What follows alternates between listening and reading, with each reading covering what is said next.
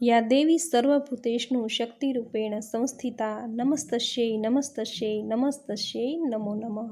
મિત્રો, આ વિડીયોમાં શ્રીમદ દેવી પુરાણનો અધ્યાય ચોથો સાંભળશું। નવરાત્રિના 9 દિવસ મા દુર્ગાની પૂજા આરાધના કરાય છે, માના મંત્ર જપ કરાય છે તથા દેવી પુરાણનો પાઠ કરવાથી જીવનમાં ભક્તિ અને મુક્તિ મળે છે। આ પુરાણ સાંભળવાથી વ્યક્તિ જો ગરીબ હોય તો ધનવાન બને છે, રોગી હોય તે સ્વસ્થ થાય છે।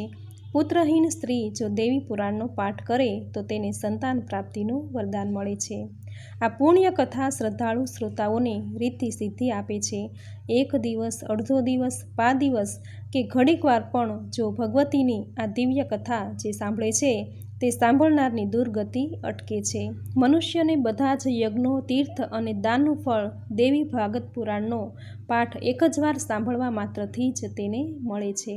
આથી જ નવરાત્રિના 9 દિવસ દરમિયાન પૂજા પાઠ મંત્ર જપ જો કંઈ ન થઈ શકે તો દેવી પુરાણ જરૂર સાંભળવું જોઈએ। જો તમારી પાસે સાંભળવાનો કે વાંચવાનો સમય ન હોય તો આ વિડીયો દ્વારા તમે તમારા કામકાજ કરતાં પણ આ પાઠ સાંભળી શકો છો। આ પાઠમાં મા અંબિકાના સ્વરૂપોનું વર્ણન કરેલું છે। મા અંબિકાએ આ જગતના રક્ષણ માટે જે અસુરોનો વધ કર્યો તે બધું જ ગૂઢ રહસ્યનું દેવી પુરાણમાં વર્ણન કરેલું છે। તો આ પાવન કથા નવરાત્રિમાં જરૂર સાંભળવી જોઈએ। તો મિત્રો, આ વિડીયોમાં દેવી પુરાણનો અધ્યાય ચોથો સાંભળી આજના દિવસને પાવન બનાવીએ। બોલો મા ભગવતીની જય। તો સાંભળીએ મહર્ષિ વેદવ્યાસકૃત દેવી ભાગવત પુરાણનો અધ્યાય ચોથો, શ્રી નર નારાયણની કથા। વ્યાસજી કહે, ધર્મ એ બ્રહ્માના દીકરા હતા અને તેણે દક્ષ પ્રજાપતિની 10 કન્યાઓની સાથે લગ્ન કર્યા હતા। આ ધર્મથી અનેક પુત્રો પેદા થયા। તે પુત્રોના નામ હરિ, કૃષ્ણ, નર અને નારાયણ રખાયા।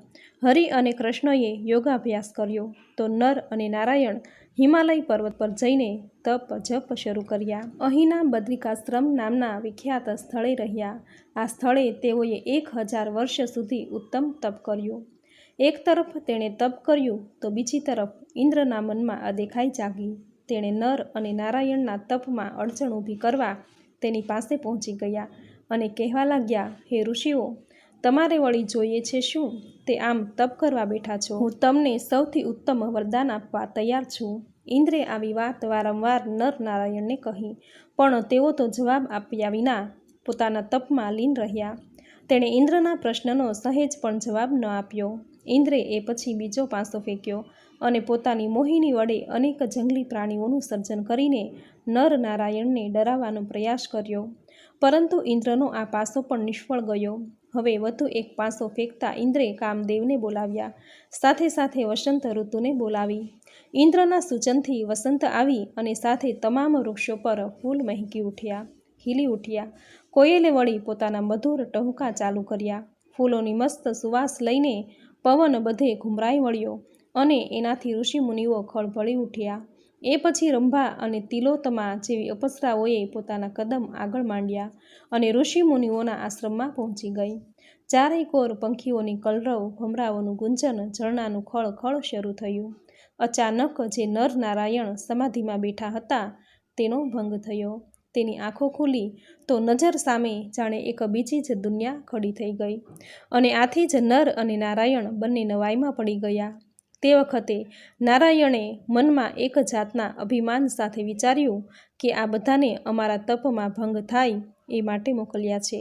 અમારે પણ એની સામે અમારા તપનો પ્રભાવ દેખાડવો જોઈએ, એ ખૂબ જરૂરી છે।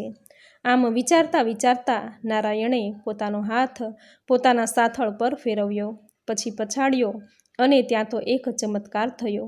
એક સુંદર અને નામે ઉર્વશી એવી સ્ત્રી પેદા થઈ।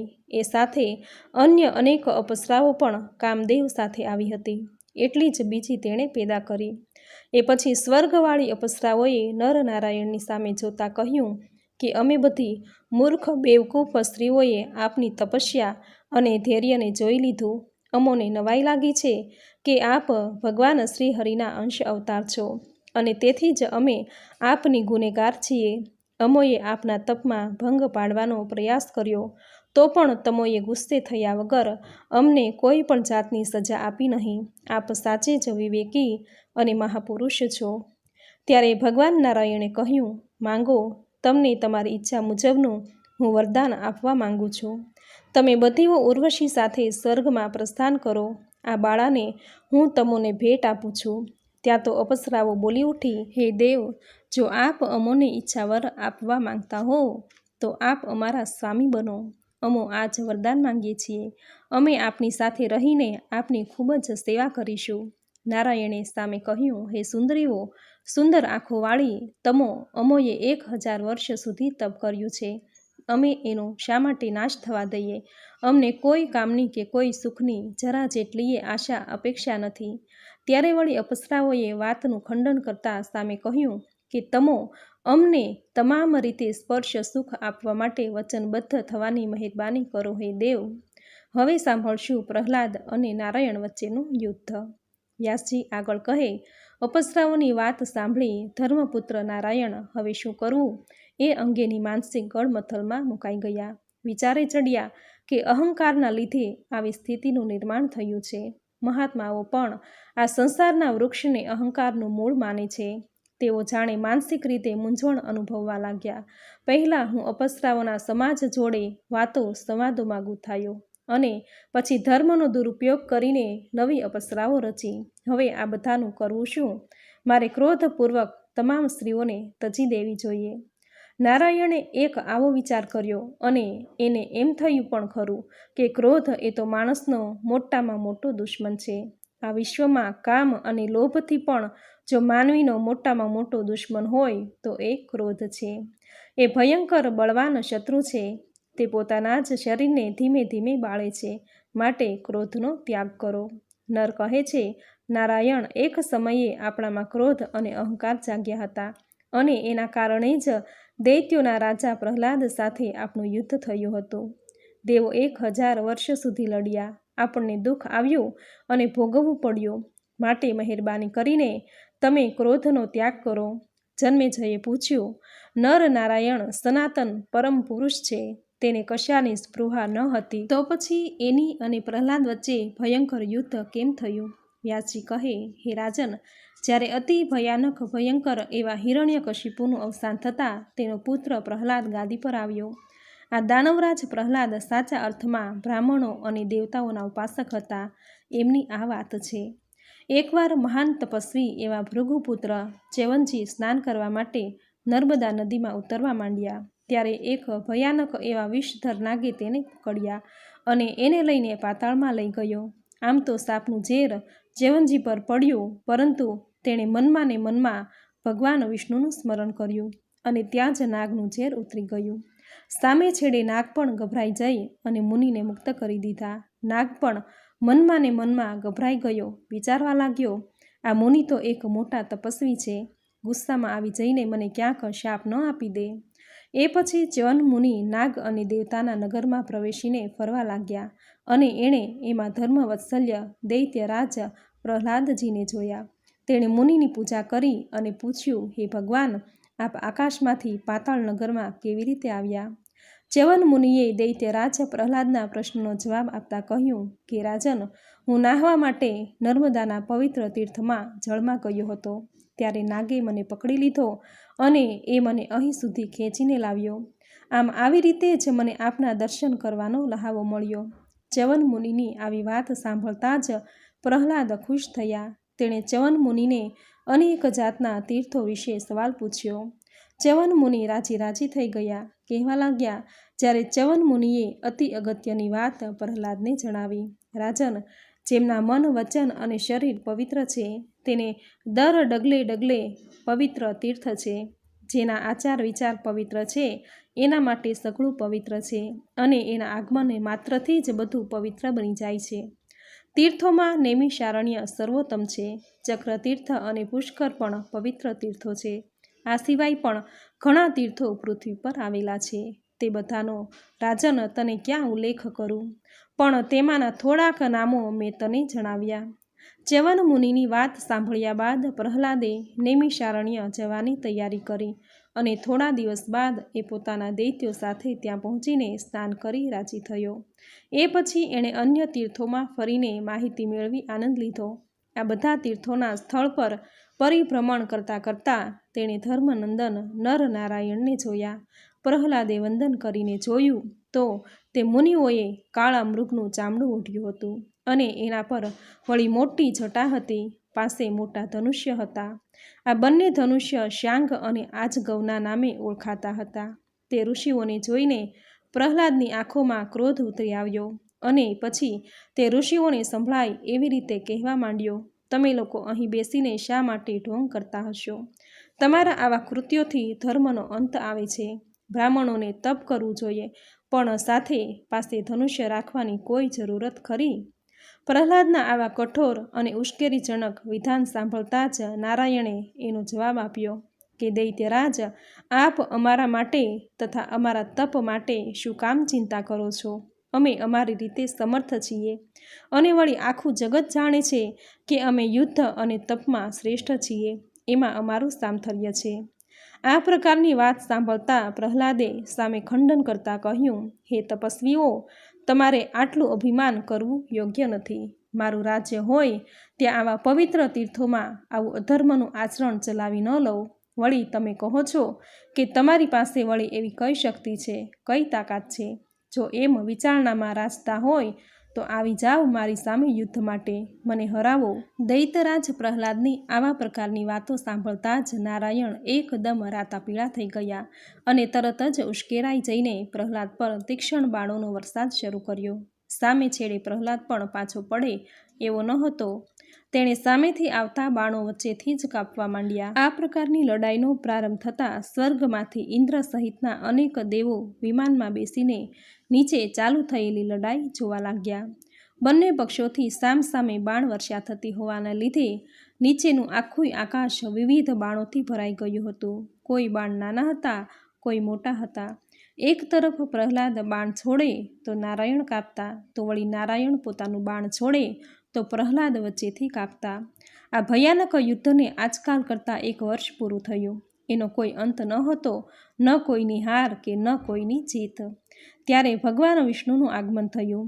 દૈત્યરાજ પ્રહલાદે વિષ્ણુના ચરણમાં મસ્તક નમાવીને કહ્યું, હે માધવ, આ બંને મુનિઓની સાથે હું યુદ્ધ કરી રહ્યો છું, પરંતુ એમાં મારો વિજય શા માટે થતો નથી? એનું શું કારણ હોઈ શકે? ત્યારે ભગવાન વિષ્ણુ બોલ્યા, હે પ્રહલાદ, એમની સામે વિજય ક્યાંથી થાય? આ બંને સિદ્ધ પુરુષો છે અને તેઓ વળી મારા જ અંશથી પ્રગટ થયા છે.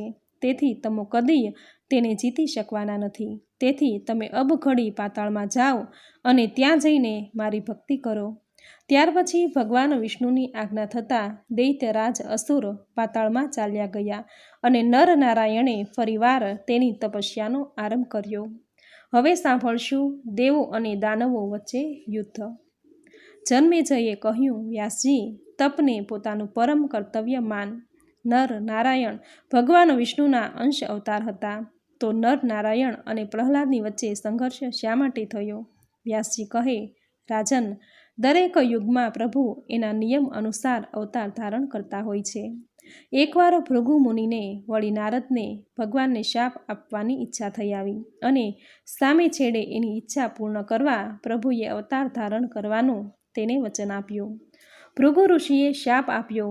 શા માટે આપ્યો તેનું કારણ હું તને સંભળાવું છું. જૂના સમયની વાત છે. હિરણ્યકશિપુ નામે એક રાજા થઈ ગયો. કશ્યપજી એના પિતા હતા. એ સમયે જ્યારે દેવ અને દાનવોની વચ્ચે યુદ્ધનો આરંભ થતાં જ જગતમાં જાણે એક મોટો ખળભળાટ મચી જતો. આવા એક યુદ્ધની વાત છે. હિરણ્યકશિપુના મરણ બાદ એનો પુત્ર પ્રહલાદ રાજા બન્યો. તેની સાથે ઇન્દ્રને યુદ્ધ થયું. બધા દેવોએ એક થઈને યુદ્ધ કરતાં પ્રહલાદની હાર થઈ. ત્યારે એણે વિરોચનના પુત્ર બલિને ગાદી સોંપી અને પછી તપ કરવા માટે ગંધમાદન નામના પર્વત પર ચાલ્યા ગયા. આ તરફ બલિરાજા પણ ગાદી પર બેઠા કે દેવતાઓ સાથે એને પણ યુદ્ધ થયું. દેવાસુર સંગ્રામમાં ક્યાંક દૈત્યોનું પગલું ભારે બન્યું, ક્યાંક દેવોનું. એ વખતે ભગવાન વિષ્ણુએ ઇન્દ્રના સહાયકની ભૂમિકા કરી. વિષ્ણુએ દૈત્યોને રાજ્યમાંથી ભગાડી મૂક્યા. દૈત્યોની દેવોના હાથે હાર થતાં એ બધા શુક્રાચાર્યના શરણે ગયા. નમસ્કાર કરીને કહેવા લાગ્યા, હે બ્રહ્મદેવ, આપ ખૂબ શક્તિશાળી છો, છતાં અમારી સહાય કેમ કરતા નથી? ત્યારે શુક્રાચાર્ય મુનિ અત્યંત દયાળુ હતા. તેની શરણમાં આવેલા દૈત્યોને એણે કહ્યું, હે દૈત્યો, તમે ડરશો નહીં. મારી પાસે રહેલા મંત્ર અને દવાથી હું સતત સદાય તમારી સહાયતા કરતો રહીશ. તમે થોડીક રાહ જુઓ. હું હમણાં મંત્ર શક્તિ પ્રાપ્ત કરવા માટે ભગવાન શંકર પાસે જાઉં છું. ત્યારે દૈત્યોએ પોતાના મનમાં રહેલા ઉચાટ રજૂ કરતાં કહ્યું કે તમે જશો અને અમો વળી પ્રતીક્ષા કરીશું એ કેમ બનશે? અમે ત્યાં સુધી પૃથ્વી પર રહીશું કેમ કરીને? ત્યારે શુક્રાચાર્યએ દૈત્યોને એક ઉપાય બતાવતા કહ્યું કે હું ભગવાન શંકરની પાસેથી મંત્ર લઈને આવું ત્યાં સુધી તમે તપસ્વીઓના સંવાગમાં રહો અને તપ કરો. એક તરફ બધા દૈત્યો તપસ્વીઓનો વેશ ધારણ કરીને કશ્યપજીના આશ્રમમાં આવી પહોંચ્યા તો શુક્રાચાર્ય કૈલાસ પર પહોંચી ગયા. તેણે ભગવાન શંકરજીને નમસ્કાર કર્યા. ત્યારે શંકર ભગવાને શુક્રાચાર્યને અત્યંત કઠોર એવું તપ કરવાનો આદેશ આપ્યો. પૂરા 1000 વર્ષ સુધી આ તપ ઊંધા માથે અનાજના ફોતરાનો ધુમાડો સહન કરીને કરો તો તમારું કલ્યાણ થશે. આમ ઉપાય મળ્યો. જોકે એ ખૂબ જ કઠોર ઉપાય હતો. શુક્રાચાર્ય તે શ્રેષ્ઠ તપનો આરંભ કર્યો. માત્ર ધુમાડાને આહાર માનીને લેવા માંડ્યો. આ બાજુ શસ્ત્રો માથે સાથે આવેલા દેવોને જોતાં જ દાનવો ભય પામી ઉઠ્યા. બધા વળી પાછા શુક્રાચાર્યની શરણમાં ગયા. આ વખતે તેમની માતાજીનું શરણ લીધું. શુક્ર માતાએ પોતાની શરણે આવેલા દાનવોને જોતાં જ મનમાં કશાક વિચાર સાથે એમને અભયદાન આપ્યું અને કહ્યું કે દાનવો, તમે જરાય ડરશો નહીં. મારી પાસે રહેવાથી ભય કે દાનવો તમારી પાસે ડોકાવાના નથી. ગુરુ માતાની આવી ઉમદા વાત સાંભળતા દાનવો રાજી થયા. એના મનમાં વ્યાપેલ ઉચાટ શાંત થયો. પરંતુ સામે છેડે દેવો દૈત્યોનું પગેરું શોધતા છેક દૈત્યોની પાસે આવી પહોંચ્યા અને એની હત્યાઓ કરવા લાગ્યા. ત્યારે દૈત્યોની હત્યા તેમજ માર ખાતા લોહી લુહાણ હાલતમાં જોતાં જ ગુરુ માતાનું હૈયું કંપી ઉઠ્યું. તે બોલી ઉઠ્યા, હું હમણાં જ એક ચમત્કાર કરું છું. ઇન્દ્ર સહિત તમામ દેવોને ઊંઘ ભેગા કરી દઉં છું. એ પછી એણે નિંદ્રાને આજ્ઞા કરી અને અસર થતાં જ બધા દેવો ઊંઘવા લાગ્યા. તેથી ઇન્દ્ર જેવા ઇન્દ્રની શક્તિ ઝાંખી થઈ ગઈ. તેઓ તેથી ગભરાયા. આવી સ્થિતિ જોતાં જ ભગવાન વિષ્ણુ બોલ્યા, આપનું કલ્યાણ થાવ. તમે અબ ઘડી મારી પાસે આવી જાઓ. ત્યાર પછી ઇન્દ્ર ભગવાનની શરણે ગયા અને એમનો તમામ ભય દૂર થઈ ગયો. ઊંઘ પણ એમની પાસે ફરકી શકી નહીં. આથી શુક્રાચાર્ય માતા ક્રોધથી ઉકળી ઉઠ્યા. એણે ગુસ્સામાં આવી પગ પછાડતા કહ્યું કે ઇન્દ્ર, હું મારી તપસ્યાના પ્રભાવથી વિષ્ણુ સહિત તનેય ગળી જઈશ. શુક્રાચાર્યની માતા તમામ યોગ વિદ્યાઓમાં નિપુણ હતા. તેની આ શક્તિના પ્રભાવથી ભગવાન વિષ્ણુ અને ઇન્દ્રની તમામ શક્તિઓ ક્ષીણ થઈ ગઈ. ત્યારે શુક્રાચાર્યની માતાને મારવા માટે ભગવાને ચક્ર હાથમાં લીધું અને પછીની ક્ષણે શુક્રાચાર્યની માતાનું મસ્તક ધડથી અલગ થઈ ગયું. હવે સાંભળશું ભગવાન વિષ્ણુને ભૃગુનો શાપ. પોતાની પત્નીની અતિ ઘોર હત્યા થતાં મહાત્મા ભૃગુ ગુસ્સામાં ઉકળી ઉઠ્યા અને ગુસ્સામાં જ બોલી ઉઠ્યા કે વિષ્ણુ, તમે સર્વોત્તમ બુદ્ધિના માલિક છો. તમે સ્ત્રી હત્યાના પાપને જાણવા છતાંય આવું આચરણ કરી બેઠા છો. તમોને બીજું તો શું કરું? હું શાપ આપી રહ્યો છું. તમોએ અન્યનું હિત કરવા અર્થાત ઇન્દ્રને સુખી કરવા, હિત કરવા મને પત્ની વગરનો કરી દીધો. તેથી હે વિષ્ણુ, હું તમને શાપ આપું છું કે તમે મૃત્યુલોકમાં ઘણા અવતાર ધારણ કરશો અને તમોએ કરેલા આ પાપના ફળ સ્વરૂપે તમારે ગર્ભવાસનું દુઃખ ભોગવવું પડશે. ભૃગુના આ શાપને લીધે જ ભગવાન પૃથ્વી પર અવતાર ધારણ કરે છે. ધર્મનું હનન થાય ત્યારે તેઓ જગતનું કલ્યાણ કરવા, હિત કરવા વારંવાર અવતાર ધારણ કરી માનવી રૂપે આવે છે. જન્મેજયે પૂછ્યું, ભૃગુ મુનિના પત્નીનું મૃત્યુ તો થયું, પણ એ પછી તેનું ગ્રહ જીવન નિર્વાણ કેવી રીતે થયું? વ્યાસજી કહે, ભૃગુ મુનિ સર્વ વિદ્યાઓમાં પ્રખર હતા. એકવાર વિષ્ણુને શાપ આપી દીધા પછી તેઓ મૃત પત્નીનું મસ્તક ધડ સાથે જોડ્યું અને કહ્યું, દેવી, જો હું સદાચારી, સત્યભાષી અને વેદાભ્યાસી તથા જો તપસ્વી હોઉં તો તમોને મારા તપોબળના સહારે જીવંત કરું છું. આમ ભૃગુ આટલું બોલ્યા અને હાથમાંનું જળ પત્નીના શરીર પર નાખતા જ ભૃગુની પત્નીના મૃત ખોળિયામાં જીવ સંચાર થયો. તેઓ પાછા બેઠા થઈ ગયા. રાજન, બીજી બાજુ શુક્રાચાર્ય મંત્રની પ્રાપ્તિ માટે કઠોર તપ કરી રહ્યા છે. એ વાત જાણી ઇન્દ્ર રાજા ઊંચા નીચા થઈ ગયા અને તેથી તેણે પોતાની સ્વરૂપવાન કન્યા જયંતીને કહ્યું કે પુત્રી, હું તને શુક્રાચાર્યને સોંપું છું. તું એની એવી નિષ્ઠાથી સેવા કર કે તેઓ તારા વશમાં આવી જાય. આમ ઇન્દ્ર રાજાએ જયંતીને શુક્રાચાર્યના આશ્રમમાં મોકલી, પણ તેના મનમાં જરાય જેટલોય વિકાર ન હતો. તે બ્રહ્મચર્યના નિયમોનું સખ્તાઈપૂર્વક પાલન કરતી હતી. પૂરા 1000 વર્ષના તપના અંતે શુક્રાચાર્યએ જયંતીને પૂછ્યું, હે સુંદરી, તું કોણ છે, કોની દીકરી છે અને તારી શી ઈચ્છા છે? મુનિના પૂછાયેલા પ્રશ્ન બાદ જયંતીએ પોતાની ઓળખ આપી. હે મુનિરાજ, મારા પિતાજી ઇન્દ્ર રાજા છે. એણે મને આપની સેવા માટે મોકલી છે. મારા મનમાં રહેલી ઈચ્છાઓ પૂરી કરો. એ પછી શુક્રાચાર્ય જયંતીનો હાથ પકડીને ઘેર ગયા. તેની સઘળી વ્યવસ્થા કરી, જમવાની, રહેવાની, અને પછી તેઓ 10 વર્ષ સુધી પોતાના ઘરની બહાર ન નીકળ્યા. શુક્રાચાર્ય પણ પોતાના તપોબળથી એક એવું આવરણ બનાવી દીધું કે કોઈ ચકલુય અંદર પ્રવેશી ન શકે. બીજી તરફ દૈત્યોને જાણ થઈ કે આપણા ગુરુજી શુક્રાચાર્ય મંત્ર લઈને પાછા આવી ગયા છે, એટલે એ બધા શુક્રાચાર્યના નિવાસે ગયા. પણ શુક્રાચાર્યે પોતાની આસપાસ એવું આવરણ રચાવી દીધું હતું કે કોઈ દૈત્ય એને જોઈ ન શક્યો. વળી એ વખતે શુક્રાચાર્ય જયંતીની સાથે હતા. બધા દૈત્ય ઉદાસ થયા. વળી તેઓ બધા દેવોના ભયથી ગભરાયેલા તો હતા જ. તે સમયે ઇન્દ્રે પોતાના ગુરુ બૃહસ્પતિને જઈને કહ્યું, હે મુનિ, અત્યારે તમો કોઈ રમત રમીને તમામ દાનવોને કોઈ માયાવી અસર કરીને ફસાવો. એ પછી દેવોના ગુરુ બૃહસ્પતિ પોતે જ શુક્રાચાર્યનું રૂપ ધારણ કરીને દૈત્યોની નજીક ગયા. બધા અસુરો સમજ્યા કે આપણા ગુરુ આવી ગયા છે અને તેઓ બૃહસ્પતિને શુક્રાચાર્ય માનીને ખૂબ ગેલમાં આવી ગયા. જોકે તેને ક્યાંય સુધી ખબર ન પડી કે આ દેવોના ગુરુ બૃહસ્પતિની માયા છે, જે ગુરુ બનીને અમારી પાસે આવ્યા છે. રાજન, બૃહસ્પતિ માયાવી શુક્રાચાર્ય બન્યા. પ્રથમ તો તેણે એવો પ્રયાસ કર્યો કે બધા જ દૈત્યોને એ શુક્રાચાર્ય જ લાગે, અને તેથી બધા દૈત્યો મંત્ર વિદ્યા શીખવા માટે બૃહસ્પતિની શરણમાં પહોંચી ગયા. આ તરફ જયંતી સાથે 10 વર્ષનો સમય ગાળવાનો શુક્રાચાર્યનો અગાઉ લીધેલો નિર્ણય પૂર્ણ થયો.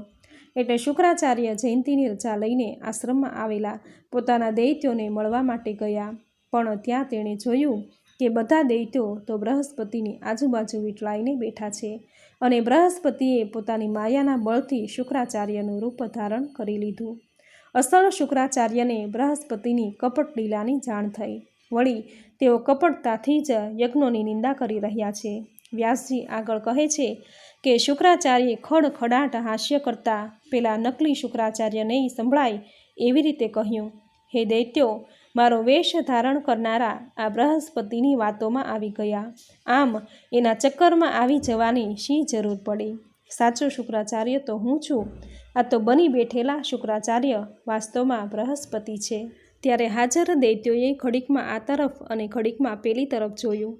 બંને શુક્રાચાર્ય એકદમ એક સરખા હતા. અસલ શુક્રાચાર્યે તેના દૈત્યોને સાચી વાત સમજાવવાનો ખૂબ પ્રયાસ કર્યો, પણ તેઓ તો વારંવાર બૃહસ્પતિને જ સાચા શુક્રાચાર્ય માનવા લાગ્યા, કારણ કે તેની વાતોમાં આવી ગયા હતા. સાચા શુક્રાચાર્યના સમજાવવાના તમામ પ્રયાસો સાવ નિષ્ફળ જતા તેણે દૈત્યોને શાપ આપતા કહ્યું, તમને સાચી વાત સમજાવી છતાંય માનતા નથી, એટલે આગામી સમયમાં તમારી પર મોટી આપત્તિ આવશે અને યુદ્ધમાં તમારો અવશ્ય પરાજય થશે. આમ કહી સાચા શુક્રાચાર્ય ગુસ્સામાં પગ પછાડતા ત્યાંથી નીકળી ગયા. સામે છેડે બૃહસ્પતિમાંથી શુક્રાચાર્ય બનેલા એ ગુરુ ત્યાં રહ્યા. એમને એ સમય દરમિયાન ખૂબ સાવધાની રાખી. જોકે એને જ્યારે જાણ થઈ કે શુક્રાચાર્ય તો દૈત્યોને શાપ આપીને ચાલ્યા ગયા છે, ત્યારે મનમાં રાજી થતાં ત્યાંથી નીકળ્યા અને પોતાનું બૃહસ્પતિનું અસલી રૂપ ધારણ કરી લીધું, અને ત્યાંથી સીધા ઇન્દ્ર પાસે જઈ બોલ્યા, મેં તમારું કાર્ય પૂર્ણ કર્યું છે. શુક્રાચાર્યએ દૈત્યોને શાપ આપ્યો હોય તેઓ નિરાધાર બન્યા છે. બધા દેવો ભેગા થઈને જોરદાર યુદ્ધની તૈયારી કરો. બૃહસ્પતિની વાત સાંભળતા જ ઇન્દ્ર અત્યંત રાજી થયો. બધા દેવો યુદ્ધ માટે જુસ્સાથી તૈયાર થયા. દૈત્યોએ આ સમાચાર જાણતા જ ફફડી ઉઠ્યા. તેને થયું, આવી સ્થિતિમાં ગુરુ શુક્રાચાર્યજીને રાજી કેમ કરવા? છતાંય સૌ દૈત્યો શુક્રાચાર્યની પાસે ગયા. બધા ભયથી ધ્રુજતા હતા, છતાંય પોતાના ગુરુના ચરણોમાં માથું નમાવી ચૂપચાપ ઊભા રહી ગયા. એ વખતે શુક્રાચાર્યની આંખો ક્રોધથી રાતી પીળી થઈ ગઈ. તેણે પોતાના દૈત્યોને સમજાવ્યા કે મેં તમોને બનાવટી શુક્રાચાર્યથી બચી જવા માટે કહ્યું હતું, પણ તમો કોઈ માન્યા નહીં. હવે ફળ ભોગવો. બૃહસ્પતિની માયાવી વાતોમાં તમે આવી ગયા અને મારી સાચી શિખામણ માન્યા નહીં, તેનો ધરાર અનાદર કર્યો. શુક્રાચાર્ય આ પ્રમાણે સામે ઊભેલા પોતાના દૈત્યોને સમજાવતા હતા, ત્યારે અચાનક પ્રહલાદે તેના 2 પગ પકડી લીધા અને પછી તેઓ પ્રાર્થના કરવા લાગ્યા. પ્રહલાદની વાત સાંભળી શુક્રાચાર્ય પોતાની માનસિક તાકાત વડે સઘળી હકીકત જાણી તેઓ રાજી થયા અને સામે ઊભેલા બધા દૈત્યોને કહ્યું, દાનવો, ભલે તમોએ ભૂલ કરી, છતાંય તમો મારા યજમાન છો. તમારે કોઈનાથી ડરવાનું નથી કે નથી પાતાળમાં જવાનું. હું મારા સત્ય મંત્રોથી તમારી રક્ષા કરીશ. હવે સાંભળશું દેવ દાનવનું યુદ્ધ. વ્યાસજી કહે છે, હે રાજન, ગમે તેવા શક્તિશાળી દુશ્મનને પણ મારવાની તાકાત પ્રહલાદમાં હતી. દાનવો દ્વારા ઉત્તેજિત કરવામાં આવતા પ્રહલાદ દાનવ સેનામાં સેનાપતિ બન્યા. તેઓ ત્યાંથી યુદ્ધભૂમિ પર પહોંચી ગયા અને એમણે યુદ્ધભૂમિ પર હાજર દેવોને લલકાર્યા. યુદ્ધભૂમિ પર દાનવોને આવેલા જોઈને જંગ શરૂ થયો. દેવો તરફથી ઇન્દ્ર અને દાનવો તરફથી પ્રહલાદ વચ્ચે ભારે લડાઈ થઈ. આ યુદ્ધ પૂરા 100 વર્ષ સુધી ચાલ્યું. આ યુદ્ધમાં દાનવોનો વિજય થયો, દેવો હાર્યા. એ પછી બૃહસ્પતિ દેવોના ગુરુએ ઇન્દ્રને દેવી ભગવતીનું ચિંતન કરવાનું કહેતા ઇન્દ્રે ચિંતન કર્યું. આ ભગવતી તો સઘળા દુઃખોનો નાશ કરનારી છે. ઇન્દ્રએ ભગવતી દેવીની સ્તુતિ કરી. ઇન્દ્રની સ્તુતિથી દેવી ભગવતી તરત જ સિંહ પર આરૂઢ થઈને પ્રગટ થયા. તેના 4 હાથોમાં વિવિધ આયુધો હતા, શંખ, ચક્ર, ગદા, પદ્મ હતા. તેણે દેવતાઓને કહ્યું, દેવો, તમે નિર્ભય થઈ જાઓ, હું અવશ્ય તમારું કલ્યાણ કરવા આવીશ. પ્રહલાદ ભગવાન વિષ્ણુના ભક્ત હતા અને તેઓ વળી પરોપકારનું રહસ્ય પણ જાણતા હતા. તેઓ હાથ જોડીને જગદંબિકાની સ્તુતિ કરવા લાગ્યા. હે જગદંબિકા, આપ આખા જગતના એકમાત્ર શાસક છો. અમે બધા દાનવો આપની શરણમાં આવ્યા છીએ. અમારો ત્યાગ કરો કે પછી અમારી રક્ષા કરો. શ્રીદેવી કહે, હે દાનવો, તમે બધા નિર્ભય અને ક્રોધ છોડીને પાતાળમાં જાઓ, ત્યાં રહેવાની વ્યવસ્થા કરી લો. ભગવતી દેવીની વાત સાંભળતા જ ઘણા બધા દૈત્યોએ વાતને અનુમોદન આપ્યું અને પછી દેવીના ચરણોમાં મસ્તક ઝુકાવીને પાતાળ તરફ જતા રસ્તો પકડી લીધો. એ સમયે દેવો અને દાનવોનો અરસપરસના વેરઝેરને છોડી દીધા અને સુખેથી પોતાનો સમય પસાર કરવા માંડ્યો. વ્યાસજી કહે છે, જે ભાગ્યશાળી વ્યક્તિ આ કથાને કહે અથવા સાંભળે તે તેના બધા જ દુઃખો દૂર થાય છે અને એ વ્યક્તિ પરમ ગતિને પામે છે. હવે સાંભળશું ભગવાનના વિવિધ અવતારો. જન્મેજયે પૂછ્યું, મુનિવર, ભગવાન વિષ્ણુએ ભૃગુ મુનિનો શાપ નિવારવા માટે કઈ રીતે એણે અવતાર લીધો? વ્યાસજી કહે, હે રાજન, જે મન્વંતર અને યુગમાં શ્રીહરિના જે અવતારો થયા છે એ બધાય અવતારોની કથા હું તમને કહું છું, તે તમે સાંભળો. રાજન, ચાક્ષુષ મન્વંતરમાં ભગવાન શ્રીહરિનો અવતાર ધર્માવતારમાં થયો હતો અને ધર્મ નામના બ્રાહ્મણને ત્યાં પુત્ર રૂપે નર અને નારાયણ તરીકે પ્રસિદ્ધ થયા. વૈવત્સ મન્વંતરના બીજા યુગમાં અત્રિ મુનિના પુત્ર થઈને ભગવાન પૃથ્વી પર આવ્યા. તે ભગવાન દત્તાત્રેય નામે ઓળખાયા. દેવતાઓનું કાર્ય પાર પાડવા માટે ચોથા યુગમાં નૃસિંહ અવતાર રૂપે ભગવાનનું આગમન થયું. શ્રેષ્ઠ એવા ત્રેતા યુગમાં ભગવાન શ્રી હરિએ બલિરાજાને શિક્ષા આપવા માટે કશ્યપ મુનિના ઘેરે વામન અવતાર લીધો અને આ પૃથ્વીને પવિત્ર કરી 19મા ત્રેતા યુગમાં ભગવાન શ્રી હરિએ પરશુરામ નામે જન્મ લીધો. રાજન, ત્રેતા યુગમાં ભગવાન રામનો રામ અવતાર થયો. ભગવાન શ્રી હરિનો અંશ અવતાર જે મહાપરાક્રમી નર નારાયણ રૂપે આ પૃથ્વી પર થયો હતો, તે જ ભગવાન 28મા યુગ દ્વાપરમાં ફરીથી અવતાર રૂપે આવ્યા. ત્યારે નર અને અર્જુન અને નારાયણ એટલે શ્રી કૃષ્ણ, આ પ્રમાણે દરેક યુગમાં ભગવાનના અવતારો થયા. તે બધા પ્રકૃતિના આદેશ પ્રમાણેના હતા, કારણ કે સમસ્ત 3 લોક તે દેવીને આધીન છે. જન્મેજયે પૂછ્યું, મુનિરાજ, આપે અગાઉ અમોને જણાવ્યું હતું કે નારાયણના આશ્રમ પર જે બધી અપસરાઓ આવી હતી અને એ બધી અપસરાઓએ માંગણી કરી હતી કે તમો અમારા સ્વામી બની જાઓ, ત્યારે નારાયણે એ બાબતે પોતાને શ્રી પ્રતિક્રિયા આપી હતી.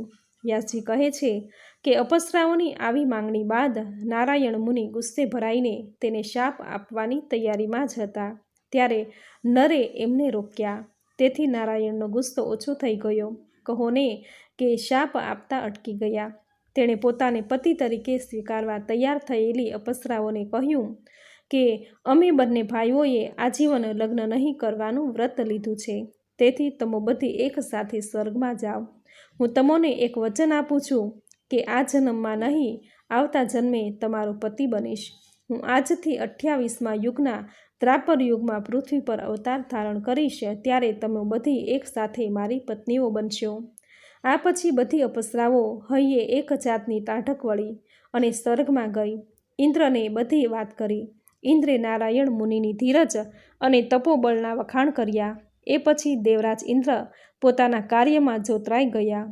તો સામે છેડે ધર્માત્મા નારાયણે અતૂટ તપસ્યાઓ આરંભ કરી. આ નર અને નારાયણ પૃથ્વી પરનો ભાર દૂર કરવા અર્જુન અને કૃષ્ણ રૂપે પૃથ્વી પર અવતાર ધારણ કરીને આવ્યા અને દુષ્ટ તત્વોનો સંહાર કરવા લાગ્યા. એ પછી રાજા જન્મેજયે બધા જ સંશયોનું નિવારણ કરવા શ્રી કૃષ્ણ અવતારની કથા કહેવાની ભગવાન વેદવ્યાસને નમ્ર પ્રાર્થના કરી. હવે સાંભળશું શ્રી કૃષ્ણની કથા. જન્મેજય વ્યાસજીને શ્રી કૃષ્ણ અવતાર સંબંધી અનેક જાતના પ્રશ્નો પૂછીને તે વિશેની જાણકારી આપવા જણાવે છે. આ ઉપરાંત શ્રી કૃષ્ણ, પાંડવો, તેના પિતા પરીક્ષિત વગેરે વિશે પૂછે છે. ત્યારે વ્યાસજી ખુલાસો કરે છે. વ્યાસજી કહે છે, જન્મેજય, પૃથ્વીનો ભાર ઓછો કરવો એ તો એક બહાનું હતું. યોગ માયાની ઈચ્છાથી ભગવાન વિષ્ણુ પૃથ્વી પર પ્રગટ થયા. પ્રાચીન કાળની એક કથા પ્રમાણે યમુના નદીના કિનારે મધુવન નામનું એક વન હતું. ત્યાં યયાતિના વંશમાં શૂરસેન નામે એક રાજા થઈ ગયા. તેને ત્યાં રહેલી બધી સંપત્તિ ભોગવવાનો એક સરસ અવસર મળ્યો. વરુણના શાપથી કશ્યપ મુનિ યદુકુળમાં શૂરસેનના બીજા પુત્રના રૂપમાં આવ્યા. તેનું નામ વાસુદેવ હતું અને એ સમયે વળી મથુરા ખાતે ઉગ્રસેન રાજા હતા. તેના તમામ પુત્રોમાં સૌથી મોટા પુત્રનું નામ કંસ હતું. વરુણે વળી અદિતિને પણ શાપ આપ્યો હતો, તેથી એ પણ કશ્યપની પાછળ પાછળ પૃથ્વી પર પધાર્યા. તેઓ દેવકના પુત્રી થયા અને તેનું નામ દેવકી પડ્યું. મહાત્મા દેવકે પોતાની પુત્રી દેવકીના લગ્ન વસુદેવ સાથે કર્યા. તેના પુત્રના રૂપમાં શ્રી કૃષ્ણનો જન્મ થયો. શ્રી કૃષ્ણ ભગવાને પૃથ્વી પર અવતાર ધારણ કરીને કંસ જેવા મહાબલી રાક્ષસનો વધ કરીને પૃથ્વી પરનો ભાર હળવો કર્યો. શ્રી કૃષ્ણ ભગવાને વળી દ્વારિકા નગરી પણ વસાવી હતી. આ પ્રમાણે દેવી ભાગવત પુરાણનો અધ્યાય 4 અહીં સમાપ્ત થાય છે. બોલો મા ભગવતીની જય. બોલો મા નવદુર્ગાની જય. તો મિત્રો, આપણે સાંભળ્યો દેવી ભાગવત પુરાણનો અધ્યાય 4. મિત્રો, નવરાત્રિના 9 દિવસમાં નવદુર્ગાની પૂજા આરાધના થાય છે. મા દુર્ગા એ દુર્ગુણ નાશિની છે. મા દુર્ગાની પૂજા આરાધના કરવાથી, દેવી ભાગવત પુરાણના પાઠ કરવાથી વ્યક્તિને ભક્તિ અને મુક્તિ મળે છે. સુખ, શાંતિ, યશ, કીર્તિ, ધન, વૈભવ, સંતતિ અને સંપત્તિની પ્રાપ્તિ થાય છે. આ 9 દિવસ મા દુર્ગાની પૂજા આરાધના કરવાથી વ્યક્તિના કઠિનમાં કઠિન કાર્ય પણ સરળ બની જાય છે.